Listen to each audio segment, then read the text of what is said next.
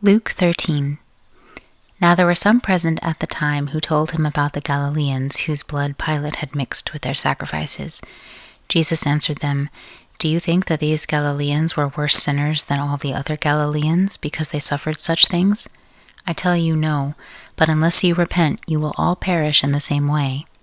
Or those 18 on whom the tower in Siloam fell and killed them, do you think that they were worse offenders than all the men who dwell in Jerusalem? I tell you, no, but unless you repent, you will all perish in the same way." He spoke this parable. A certain man had a fig tree planted in his vineyard, and he came seeking fruit on it and found none. He said to the vine dresser, "Behold, these 3 years I have come looking for fruit on this fig tree, and found none. Cut it down. Why does it waste the soil?" He answered, "Lord, leave it alone this year also, until I dig around it and fertilize it. If it bears fruit, fine, but if not, after that you can cut it down." He was teaching in one of the synagogues on the Sabbath day. Behold, there was a woman who had a spirit of infirmity 18 years. She was bent over and could in no way straighten herself up. When Jesus saw her, he called her and said to her, "Woman, you are freed from your infirmity." He laid his hands on her, and immediately she stood up straight and glorified God.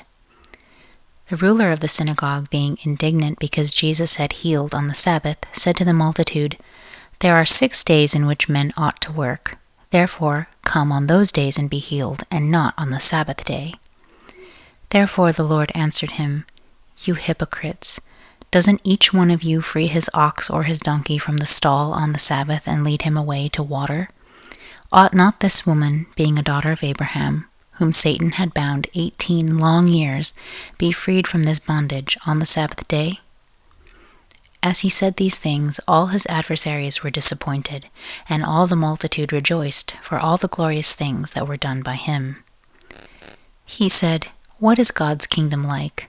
To what shall I compare it? It is like a grain of mustard seed, which a man took and put in his own garden. It grew and became a large tree, and the birds of the sky live in its branches." Again he said, "To what shall I compare God's kingdom? It is like yeast, which a woman took and hid in 3 measures of flour, until it was all leavened." He went on his way through cities and villages, teaching and traveling on to Jerusalem. One said to him, "Lord, are there few who are saved?" He said to them, "Strive to enter in by the narrow door, for many, I tell you, will seek to enter in and will not be able. When once the master of the house has risen up and has shut the door, and you begin to stand outside and to knock at the door, saying, 'Lord, Lord, open to us,' then he will answer and tell you, 'I don't know you or where you come from.' Then you will begin to say, 'We ate and drank in your presence, and you taught in our streets.' He will say, 'I tell you, I don't know where you come from. Depart from me, all you workers of iniquity.' There will be weeping and gnashing of teeth when you see Abraham, Isaac, Jacob, and all the prophets in God's kingdom, and yourselves being thrown outside. They will come from the east, west, north, and south, and will sit down in God's kingdom. Behold, there are some who are last who will be first, and there are some who are first who will be last." On that same day some Pharisees came, saying to him, "Get out of here and go away, for Herod wants to kill you." He said to them, "Go and tell that fox, behold, I cast out demons and perform cures today and tomorrow, and the 3rd day I complete my mission. Nevertheless, I must go on my way today and tomorrow and the next day, for it can't be that a prophet would perish outside of Jerusalem.